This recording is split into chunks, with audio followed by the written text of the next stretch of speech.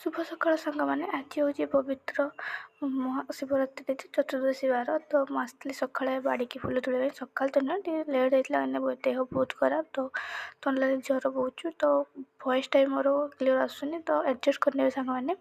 ତ ମୁଁ ଆସିଥିଲି ବାଡ଼ିକି ଫୁଲ ତୋଳିବା ପାଇଁକି। ତ ବାଡ଼ିରେ ଫୁଲ ତୋଳି ମାନେ ତାପରେ ଗାଁରେ ସମସ୍ତେ ଯେମିତି ଆମ ଘରଠୁ ବେଶୀ ଫୁଲ ଯିବ ମନ୍ଦିରକୁ। ତ ଫାଷ୍ଟ ମୁଁ ଲାଗିଯାଇଥିଲି ତୋଳିବାରେ କ'ଣ ରାଧାସ୍ୱାକ୍ଷୀ।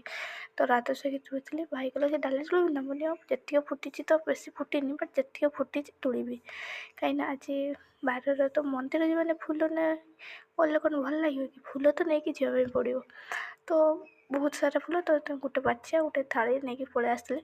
ତ ଫାଷ୍ଟ ମୁଁ ଗେଣ୍ଡୁ ଫୁଲ ଆଉ ରାଧାସ୍ୱାକ୍ଷୀ ଫୁଲ ତୋଳିବାରେ ଲାଗି ଯାଇଥିଲି। ତାପରେ ଭାଇ ଯାଇଥିଲା ଦା ଆଣିବା ପାଇଁ, ତାହେଲେ ଆସିଲେ ଡାଲିଆ ଫୁଲ କାଟିବୁ। ତ ଫୁଲ ହାତରୁ ମୁଁ ଦେଖି ତୁଳିଥିଲି କେଉଁଟା ବଡ଼ ହେଇଛି କେଉଁଟା ସାନ ହେଇଛି, କାହିଁକିନା